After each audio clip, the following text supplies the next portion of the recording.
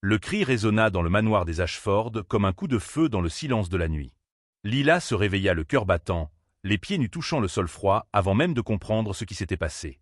Un autre cri, plus aigu, provenant du deuxième étage, de la chambre de Madame Eleanor. Lila monta les escaliers en trombe, le tablier de femme de ménage encore attaché à la taille, oublié depuis la veille lorsqu'elle s'était endormie épuisée dans la petite chambre du fond. La porte de la chambre était entrebâillée. Eleanor Ashford, la matriarche de 82 ans, était tombée à côté du lit, le corps fragile tremblant, les yeux écarquillés de terreur. Le fauteuil roulant renversé à 2 mètres de distance.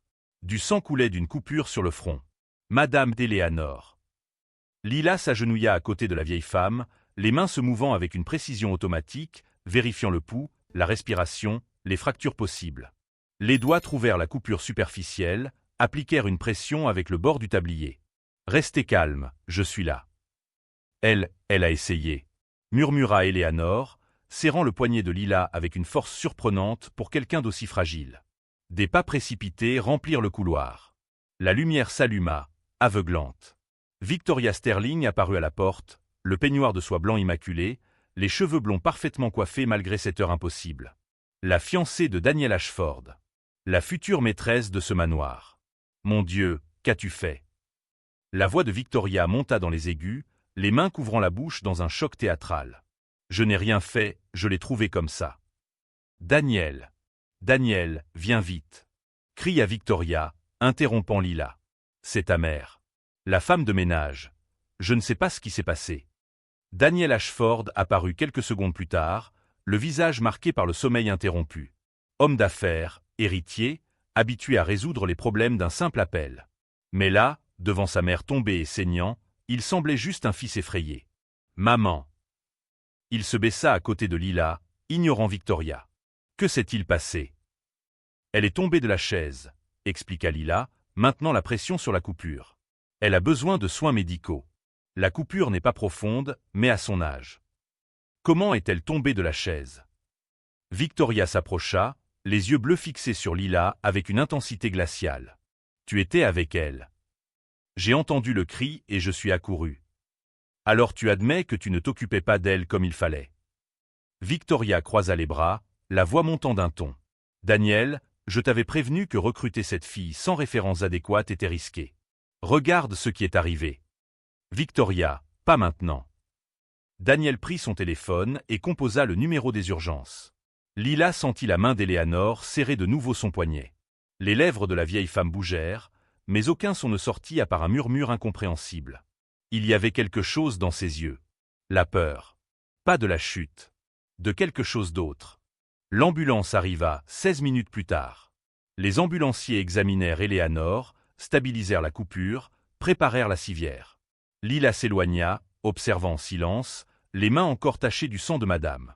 Daniel accompagna sa mère.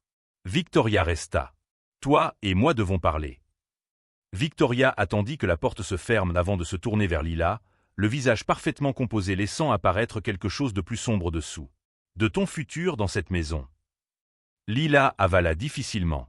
3 mois. Cela ne faisait que 3 mois qu'elle était revenue au manoir des Ashford, l'endroit où sa mère avait travaillé pendant 20 ans comme cuisinière avant de mourir. L'endroit où Lila avait grandi entre les casseroles et les histoires, étant presque considéré comme faisant partie de la famille par Madame Eleanor. Mais c'était avant. Avant l'accident. Avant que tout ne s'effondre. « Je n'ai rien fait de mal, » dit Lila, gardant la voix ferme. « Bien sûr que non. » Victoria sourit, mais il n'y avait aucune chaleur dans ce sourire. Les accidents arrivent. Surtout avec des personnes de ta position. Pas d'éducation formelle. Pas de véritable formation pour s'occuper des personnes âgées. Il est compréhensible que des erreurs soient commises. Madame Eleanor allait bien quand j'ai fait ma dernière ronde à 11 heures du soir. Ah oui, tes rondes. Victoria se promena dans la chambre, les doigts glissant sur la commode ancienne, examinant chaque objet comme s'il lui appartenait déjà. Tellement dévouée. Tellement attentionnée. Daniel apprécie vraiment ça. Tu sais, la façon dont tu t'occupes de sa mère. Il parle toujours de la façon dont Eleanor se calme quand tu es là. Il y avait du venin dans ses mots sucrés. J'ai grandi ici, dit Lila. Eleanor connaissait ma mère. Elle me connaît depuis l'enfance. Exactement. Victoria s'arrêta devant Lila, si près que le parfum coûteux envahit l'espace. Tu es le passé. Je suis le futur. Et dans le futur que je construis avec Daniel, il n'y a pas de place pour des souvenirs gênants. Le téléphone de Victoria sonna. Elle répondit, le visage s'éclairant. « Salut, mon amour. Oui, je m'occupe de tout ici. Ne t'inquiète pas, une pause. Elle va bien. Juste effrayée. J'ai déjà parlé avec Lila pour renforcer les soins nocturnes. Une autre pause, plus longue. Je t'aime aussi. » Quand elle raccrocha, le sourire resta, mais pas les yeux. « Daniel a confiance en toi, » dit Victoria. « Pour l'instant. Mais la confiance est fragile, n'est-ce pas? Elle peut se briser aussi facilement que de vieux os. » Lila sentit son sang se glacer. Ce n'était pas que des mots. C'était une menace. Victoria sortit de la chambre comme une reine quittant une audience, le peignoir de soie flottant derrière elle.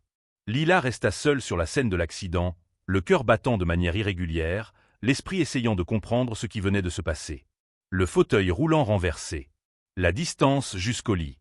Le regard terrifié d'Eleanor. Lila se baissa, examinant le sol. Il y avait quelque chose d'étrange. Des traces de traînées sur le tapis persan. Comme si le fauteuil avait été poussé, pas simplement renversé par accident. Et là, près du pied du lit, un minuscule morceau de tissu blanc accroché au rouleau du fauteuil. Soie blanche. Lila prit le fragment, le rangeant dans la poche de son tablier. Les mains tremblaient. Pas de peur, mais de quelque chose qu'elle avait enterré il y a longtemps, avec les souvenirs de l'accident qui avait changé sa vie 3 ans auparavant. Le soleil commençait à se lever à l'extérieur, peignant le ciel d'orange et de rose. Un nouveau matin dans le manoir des Ashford. Mais quelque chose avait changé cette nuit-là. Quelque chose avait été mis en mouvement. Et Lila savait, avec la certitude froide venant de l'expérience et de la douleur, que ce n'était que le début. Si vous aimez cette histoire, n'oubliez pas de vous abonner à la chaîne et de liker la vidéo. Mettez dans les commentaires ce que vous en avez pensé et de quelle ville ou quel pays vous regardez. Votre participation fait toute la différence pour continuer à apporter des histoires aussi captivantes. L'hôpital sentait le désinfectant et les promesses vides.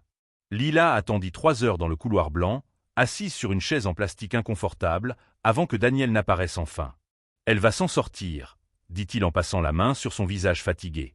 5 points sur le front. Pas de fracture. Juste la peur. Puis-je la voir? Daniel hésita, et pendant cette pause de quelques secondes, Lila vit l'ombre du doute traverser son visage. Victoria avait planté la graine. Elle était déjà en train de germer. Les médecins ont dit qu'elle devait se reposer. Peut-être plus tard. Il évita le regard de Lila. Victoria a mentionné que peut-être tu n'étais pas dans la chambre quand tu aurais dû l'être. Ce n'est pas vrai. Je n'accuse personne, Lila. J'essaie juste de comprendre ce qui s'est passé. Votre mère a essayé de me dire quelque chose. Avant que l'ambulance n'arrive. Elle essayait de parler, mais elle n'y est pas parvenue.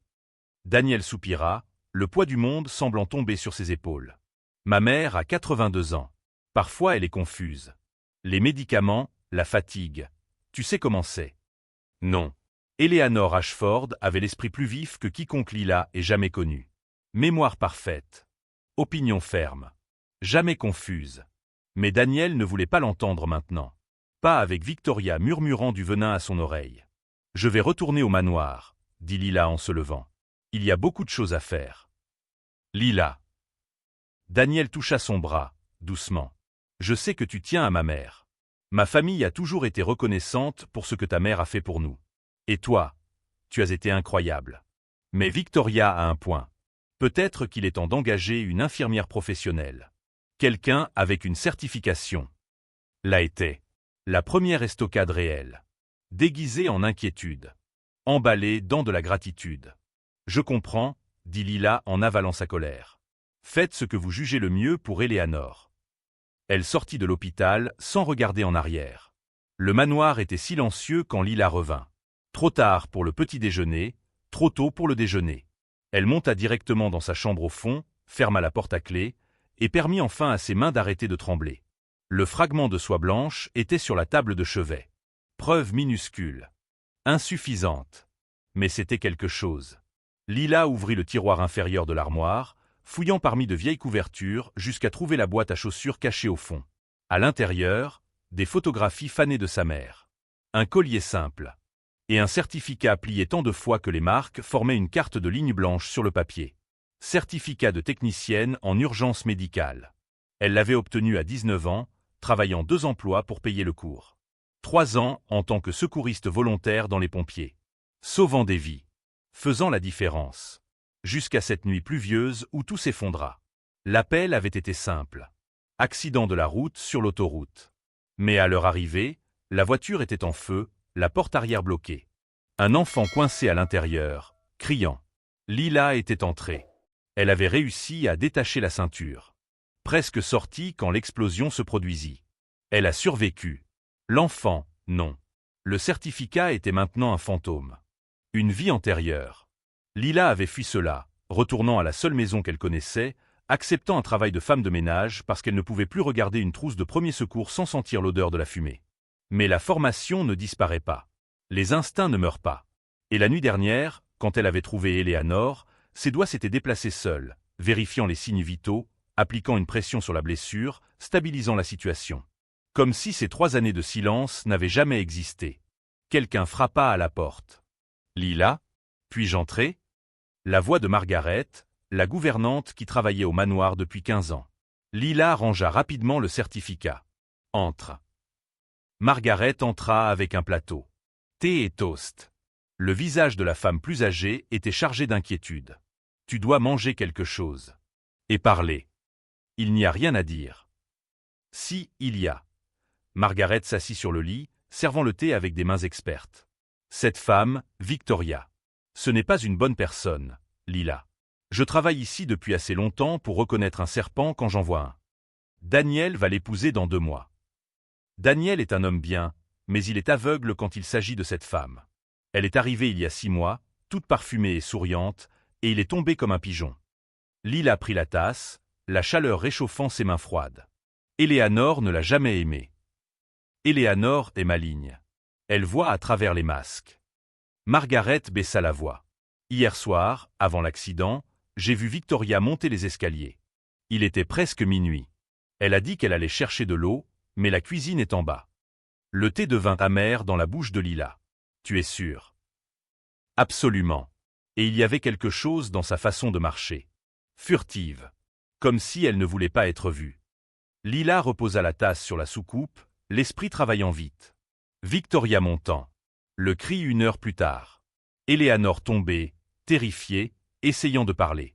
Les traces sur le tapis. Le morceau de soie. Margaret, sais-tu pourquoi Daniel est tombé amoureux de Victoria? La gouvernante soupira. Elle est apparue à un moment vulnérable.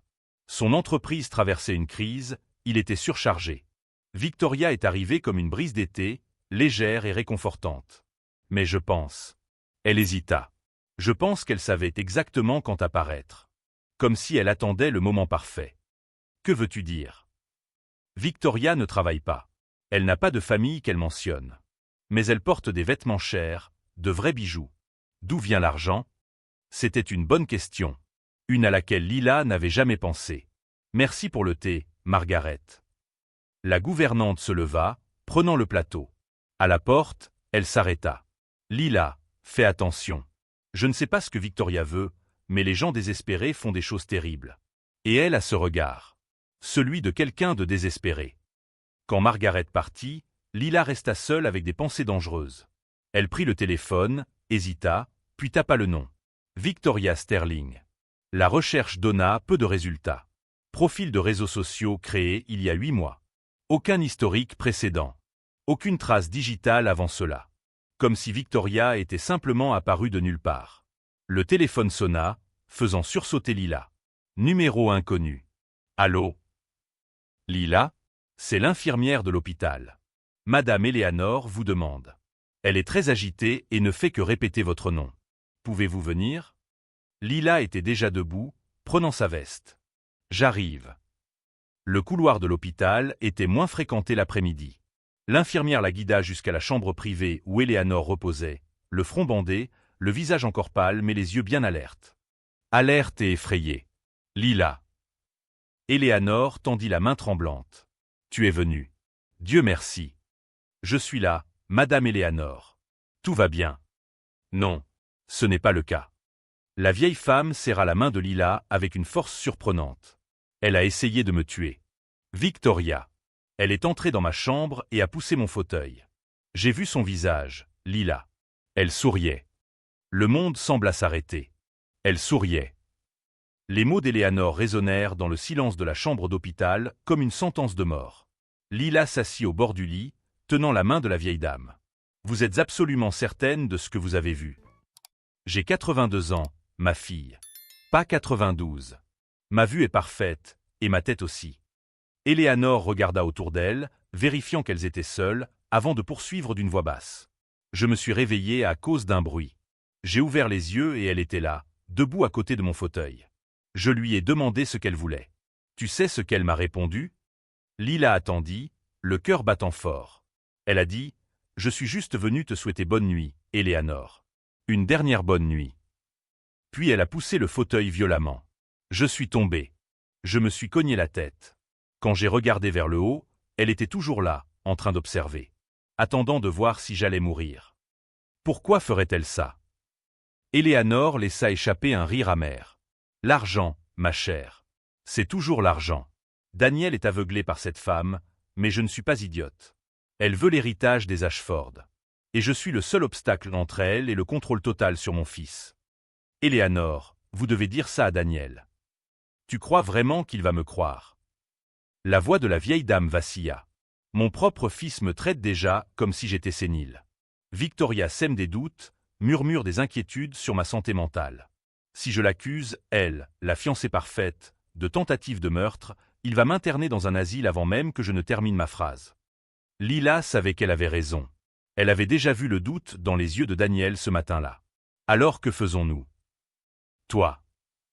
Eleanor serra la main de Lila plus fort. Tu fais ce que ta mère ferait. Tu protèges cette famille. Ta mère a toujours su quand quelque chose n'allait pas dans cette maison.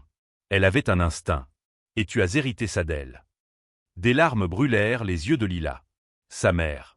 La femme qui avait consacré 20 ans aux Ashford, qui avait traité Eleanor comme de la famille, qui avait appris à Lila à être forte et juste. Je ne suis plus secouriste, Eleanor. Je suis juste une femme de ménage. Tu n'as jamais été juste quoi que ce soit, ma fille. Eleanor toucha son visage avec tendresse. Ta mère m'a raconté l'accident. L'enfant. Le fait que tu as arrêté de sauver des vies parce que tu n'avais pas réussi à en sauver une. Mais être ici, prendre soin de moi, maintenir cette maison debout, tu n'as jamais arrêté de sauver les gens. Tu as seulement changé d'uniforme. Ces mots brisèrent quelque chose en Lila. 3 ans de culpabilité.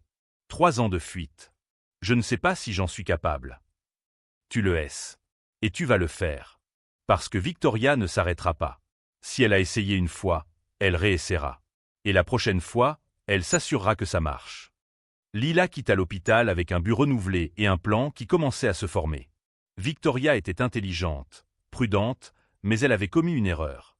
Elle avait agi avec témoin. Elle avait laissé une preuve. Et elle avait sous-estimé la femme de ménage pauvre. Il était temps pour Victoria de découvrir combien cette erreur allait lui coûter. La bibliothèque de la demeure Ashford était un sanctuaire de savoir oublié. Lila passa l'après-midi suivante plongée dans de vieux documents, des archives familiales, des papiers qu'Eleanor avait conservés pendant des décennies.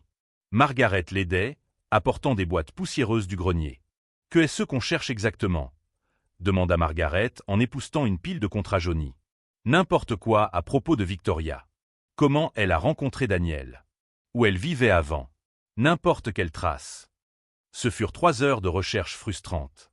Rien.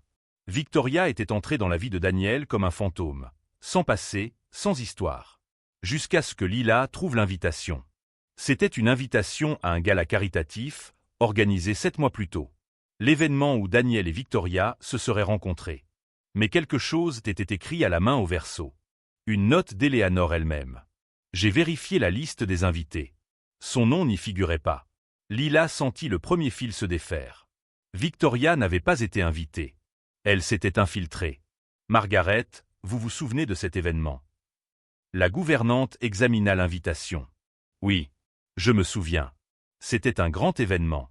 Eleanor l'organisait pour lever des fonds pour l'hôpital pour enfants. Beaucoup de gens importants. Daniel y représentait l'entreprise. Et Victoria. Je l'ai vue arriver. Je me souviens parce que c'était étrange. Elle n'était pas sur la liste que j'avais aidé à préparer, mais elle est entrée quand même. Elle a dit quelque chose au garde et il l'a laissé passer. Infiltration délibérée. Victoria avait choisi cet événement, ce moment, cet homme. Lila continua à fouiller les documents, maintenant avec plus d'urgence. Elle trouva de vieux relevés bancaires, de la correspondance, des photos de famille. Et puis, cachée parmi des papiers fiscaux d'il y a 5 ans, une photo qui glaça son sang. La photo montrait Éléanore et une autre femme, plus jeune, souriant devant la demeure. La femme avait les cheveux noirs, pas blonds, mais les yeux étaient inconfondables. Les mêmes yeux bleus et froids que ceux de Victoria. Au verso, écrit en cursive. Éléanore et Natacha, 2019. Margaret. Lila montra la photo d'une main tremblante. Qui est cette Natacha? La gouvernante pâlit. Ce n'est pas possible. Qui est ce? Natacha travaillait ici. Elle était l'assistante personnelle d'Éléanore. Jeune, ambitieuse, toujours en train de poser des questions sur la famille, sur l'argent. Éléanore l'aimait au début, puis elle a commencé à se méfier. Elle a surpris Natacha en train de voler des documents du bureau. Contrats, testaments, informations bancaires. Éléanore l'a renvoyée immédiatement et a menacé de porter plainte. Lila retourna la photo, comparant les visages. La structure osseuse était la même. La forme des yeux. Seuls les cheveux et le style avaient changé. Victoria et Natacha. Mais c'est insensé. Pourquoi reviendrait-elle? Éléanore la reconnaîtrait tout de suite. Pas si elle avait assez changé. Et pas si elle visait Daniel, pas Éléanore. Lila commença à assembler les pièces. Elle a été renvoyée il y a 5 ans. Elle a passé ce temps à se réinventer. Nouveau look, nouveau nom, nouvelle identité. Elle a attendu le moment parfait pour revenir et s'infiltrer dans la famille d'une manière qu'Éléanore ne pourrait pas empêcher. En épousant le fils. Exactement. Et Éléanore est le seul obstacle. La seule personne qui pourrait finir par la reconnaître. C'est pour ça que Victoria a besoin qu'elle meure avant le mariage. Margaret s'assit, le choc gravé sur son visage. Nous devons le dire à Daniel. Avec quoi? Une vieille photo et une théorie? Victoria détruirait notre crédibilité avant même qu'on termine de parler. Elle est douée pour ça. Alors que fait-on? Lila regarda de nouveau la photo, la pensée accélérant. Victoria avait commis une autre erreur. Elle était revenue sur les lieux du crime. Les gens désespérés répètent les mêmes schémas. On va lui donner exactement ce qu'elle veut. Comment ça? Éléanore rentre à la maison demain. Les médecins ont approuvé la sortie. Lila commençait à former le plan, les pièces s'emboîtant. Victoria va réessayer. Elle n'a pas le choix. Le mariage est dans 6 semaines. Elle doit éliminer Éléanore avant. Et tu veux utiliser Éléanore comme appât? Lila, c'est la seule façon de la prendre en flagrant délit. D'avoir de vraies preuves. De sauver Éléanore définitivement. Lila se leva, la détermination brûlant dans sa poitrine. Mais il faut être prête. Il faut monter un piège si parfait que Victoria ne pourra pas s'en sortir. Margaret hésita, puis acquiesça. Que est-ce que tu veux que je fasse? Fais-moi confiance. Et quand le moment viendra, n'interviens pas, quoi que tu vois. Cette nuit-là, Lila ne dormit pas. Elle resta assise dans l'obscurité de sa chambre, révisant chaque détail, chaque possibilité. Son ancien entraînement revenait comme une mémoire musculaire. Évaluer les risques. Préparer des plans de secours. Se préparer au pire. Le certificat de MT était sur la table, à côté de la photo de Natacha Victoria. 2 vies. 2 secrets. Une confrontation inévitable. Victoria avait sous-estimé la femme de ménage pauvre. Elle avait supposé que Lila n'était qu'une fille effrayée, facile à manipuler et à écarter. Il était temps de lui montrer le prix de cette erreur. Éléanore rentrerait demain. Et quand Victoria ferait son prochain mouvement, Lila serait là. À l'attendre. Éléanore est rentrée à la maison le vendredi matin, sous un ciel chargé de nuages sombres. Daniel l'aida à sortir de la voiture, attentif mais distrait, le téléphone sonnant sans arrêt avec des problèmes de l'entreprise. Victoria observait depuis la véranda, le sourire parfait collé au visage, les yeux calculants. « Bienvenue chez vous, Éléanore », dit Victoria en descendant les marches avec une grâce étudiée. « La maison n'était pas la même sans vous. »« J'en suis sûr, » répondit Éléanore, le ton glacial suffisamment pour geler l'enfer. Lila portait les valises, gardant la tête basse, jouant le rôle de la femme de ménage invisible. Mais ses yeux étaient vigilants, cataloguant chaque mouvement de Victoria, chaque micro-expression trahissant l'anxiété derrière le masque. Daniel dut retourner au bureau avant le déjeuner. Une urgence. Il y avait toujours une urgence. Il embrassa Victoria, serra sa mère dans ses bras, et partit en promettant de revenir pour le dîner. 3 femmes restaient dans le manoir. 4, en comptant Margaret. Et le jeu mortel commença. Lila avait passé la nuit à préparer la maison comme un champ de mines silencieux. Petite caméra cachée dans des cadres et des plantes, achetée avec le dernier argent qu'elle possédait. Détecteur de mouvement dans les couloirs. Un système rudimentaire mais fonctionnel. Si Victoria faisait le moindre mouvement, il serait capturé. L'après-midi passa dans une tension suffocante. Eleanor se reposa dans sa chambre. Victoria circulait dans le manoir comme un prédateur impatient, feignant de lire un magazine, arranger des fleurs, mais revenant toujours regarder les escaliers à l'étage. À 7 heures du soir, Margaret servit le dîner. Victoria toucha à peine sa nourriture, les doigts tambourinant sur la table, vérifiant l'heure toutes les 5 minutes. « Daniel n'est pas encore arrivé ?» demanda-t-elle pour la 4e fois. « Il a envoyé un message », répondit Lila en servant de l'eau. « Il va être en retard. Réunion importante. » Parfait. Tout selon le plan. Daniel devait être absent pour que Victoria agisse. Elle était trop prudente pour risquer avec lui à proximité. À 9 heures, Eleanor annonça qu'elle allait dormir. Lila l'aida à monter, la mit au lit, vérifia que les caméras fonctionnaient. La chambre avait 3 angles différents, tous diffusant sur le téléphone de Lila. « Tu es prête ?» murmura Eleanor. « Je le suis. Mais tu dois vraiment dormir. Ou au moins faire semblant très bien. 40 ans de mariage m'ont appris à faire semblant de dormir. » Eleanor serra la main de Lila. « Attention, ma fille. Elle est dangereuse. »« Je sais. » Lila descendit, éteignit les lumières du premier étage et se retira dans sa chambre. Mais pas pour dormir. Elle s'assit sur le lit avec son téléphone, les écrans divisés montrant les couloirs vides, la chambre d'Eleanor, le salon. Margaret était dans sa chambre, porte verrouillée comme indiqué. Si quelque chose tournait mal, elle appellerait immédiatement la police. 10 heures du soir. Ose. Minuit.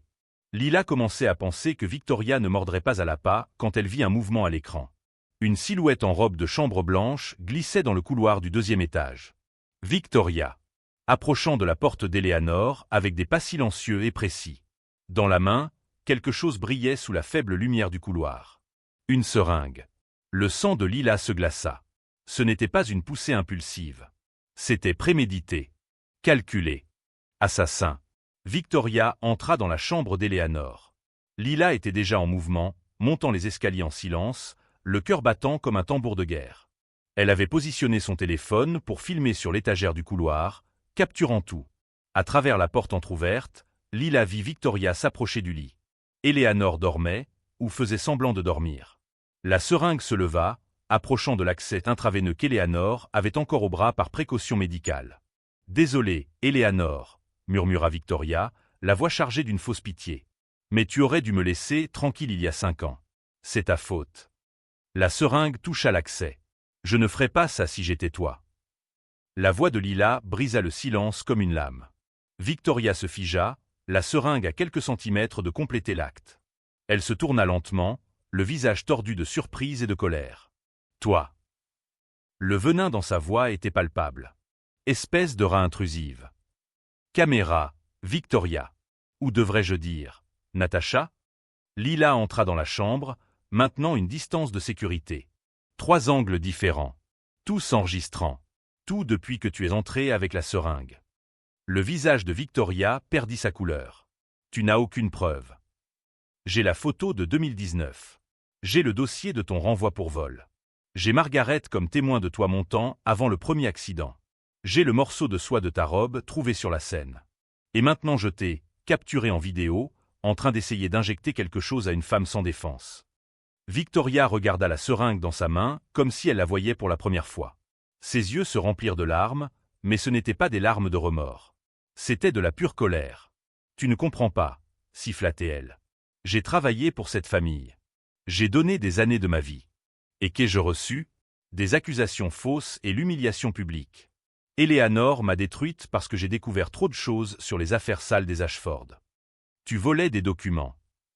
J'exposais la vérité, » cria Victoria, perdant le contrôle. Ils sont pourris. Tous. Ils ont bâti leur fortune en exploitant les gens. Et moi? J'ai grandi dans un orphelinat. J'ai lutté pour chaque miette. Pourquoi eux méritent tout et moi rien? Éléanore ouvrit les yeux, s'assit sur le lit. Parce que nous ne tuons pas pour obtenir ce que nous voulons, Natacha. Victoria recula, le masque enfin brisé.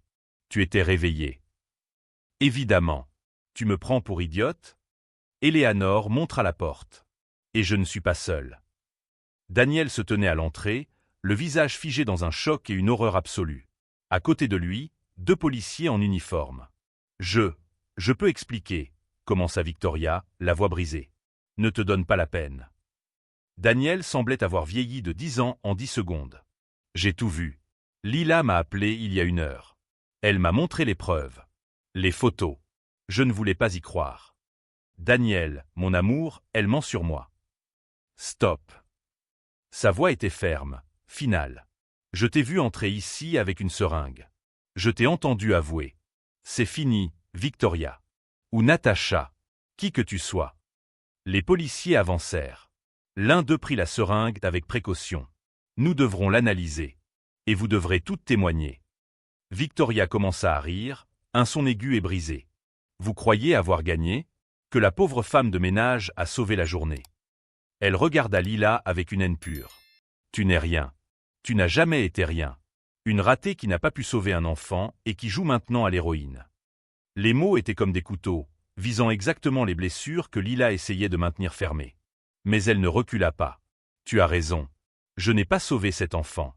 Et je le porterai toujours. Lila fit un pas en avant, la voix ferme. Mais aujourd'hui j'ai sauvé Éléanore. Et j'ai sauvé Daniel de commettre la plus grande erreur de sa vie. Et ça, Natacha, tu ne comprendras jamais. Sauver des gens n'est pas être parfaite. C'est essayer, même quand tu es brisé. Madame, nous devons l'emmener, dit le policier en mettant les menottes à Victoria. Elle ne résista pas. La lutte avait quitté son corps comme l'air d'un ballon percé. Lorsqu'ils l'emmenèrent hors de la chambre, elle pleurait, mais murmurait encore des menaces vides que personne d'autre n'entendait. Le silence qui suivit était assourdissant. Daniel s'approcha de Lila, les yeux rouges. Je suis désolé. D'avoir douté. De ne pas avoir vu. D'avoir presque coûté la vie à ma mère. Tu ne savais pas. J'aurais dû savoir. Ma mère a essayé de me prévenir. Tu as essayé. J'étais aveugle. Éléanore tendit la main vers les deux. Venez ici. Ils s'approchèrent, et la vieille femme prit leurs mains. La famille n'est pas une question de sang. C'est qui reste quand tout s'écroule. Lila, ta mère serait fière.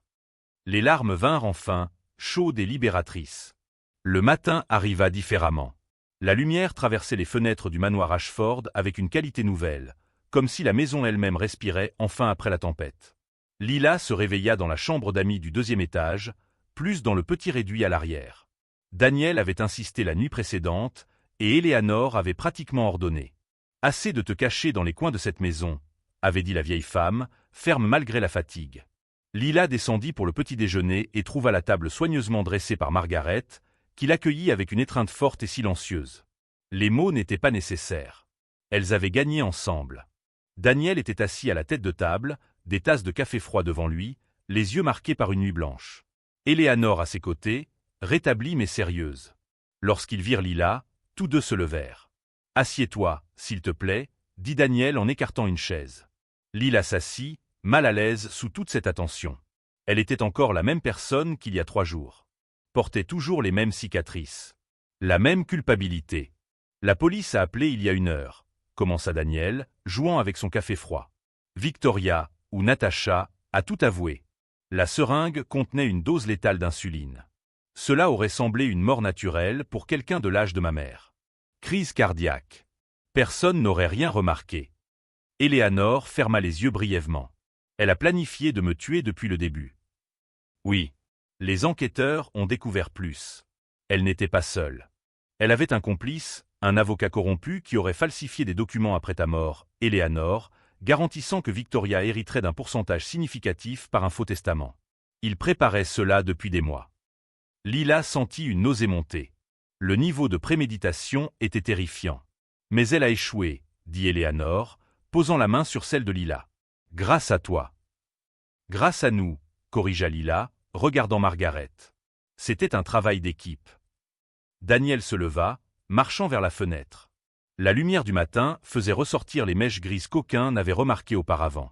Il semblait plus petit, plus humain. « J'ai été idiot, » dit-il, la voix chargée d'émotion. « Ma mère a essayé de me prévenir. »« Tu as essayé. » J'ai choisi de ne voir que ce que je voulais voir.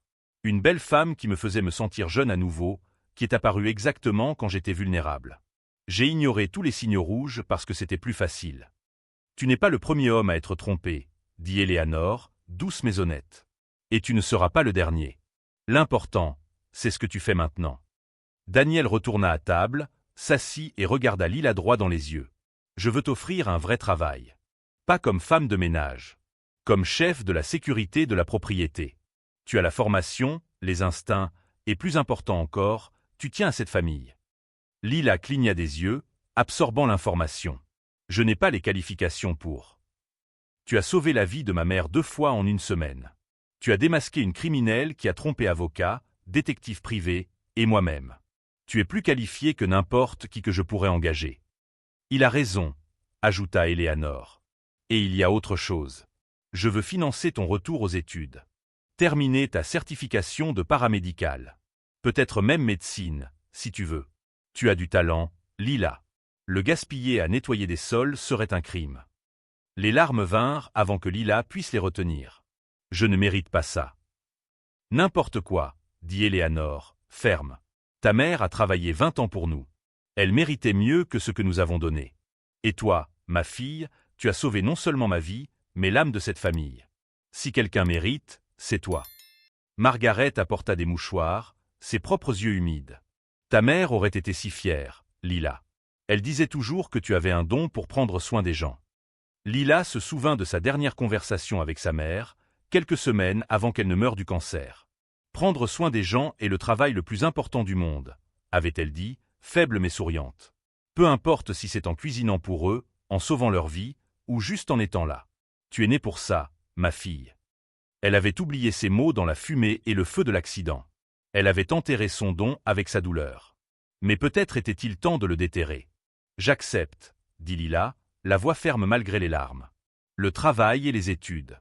Mais avec une condition. » Daniel haussa un sourcil. « Laquelle ? » Margaret reçoit une augmentation. Substantielle.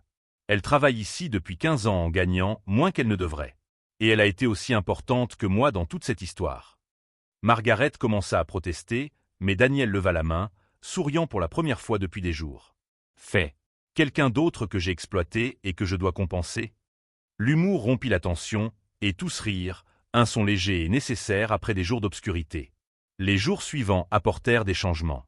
Victoria, ou Natacha, fut inculpée pour 2 tentatives d'homicide et conspiration pour fraude. Son complice, l'avocat, perdit sa licence et ferait également face à un procès. Les médias couvrirent l'affaire brièvement, mais Daniel utilisa son influence pour garder les détails privés, protégeant Éléanore du cirque que cela aurait pu être.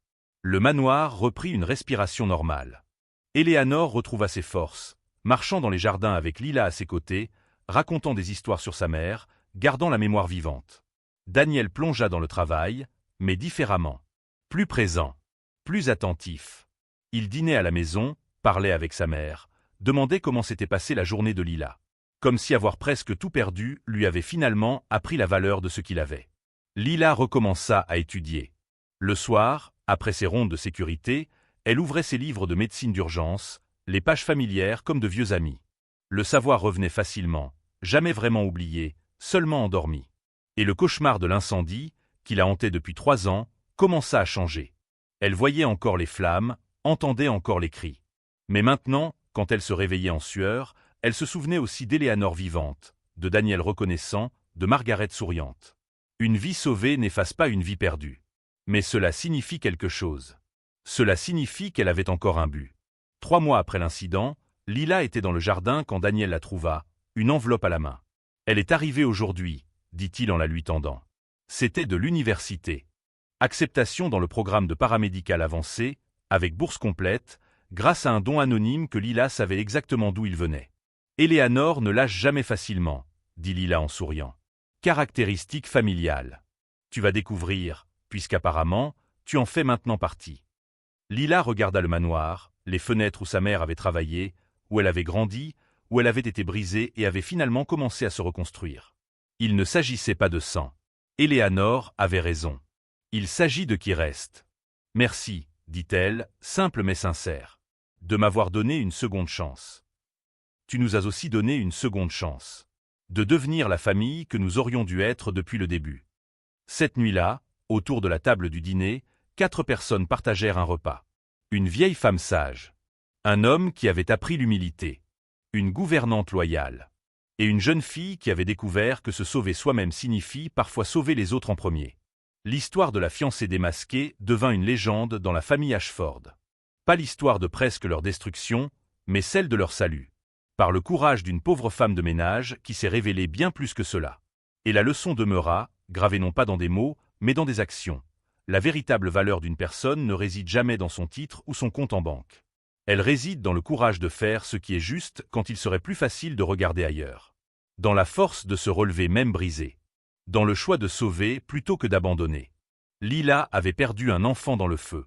Mais elle avait sauvé une famille entière de l'obscurité. Et parfois, la rédemption ne vient pas d'effacer le passé. Elle vient de construire un avenir meilleur sur les cendres. Si vous êtes arrivé jusqu'ici dans cette histoire, merci beaucoup d'avoir regardé jusqu'au bout. N'oubliez pas de vous abonner à la chaîne, liker la vidéo et dire dans les commentaires ce que vous en avez pensé et de quelle ville ou quel pays vous regardez. Votre participation compte énormément pour nous.